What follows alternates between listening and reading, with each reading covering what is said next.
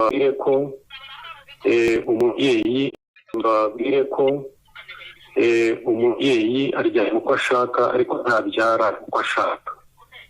Uwo mwana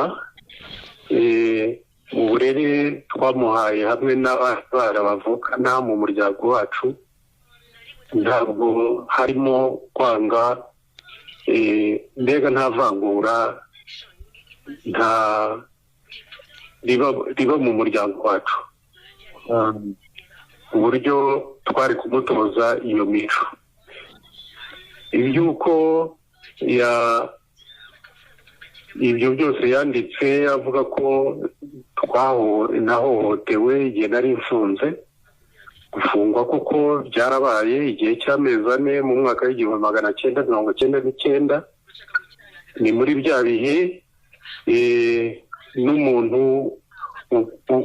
ukwanga gusa yatungaga urutoki bakagufata, ariko ubuyobozi bumaze gushishoza usanga ko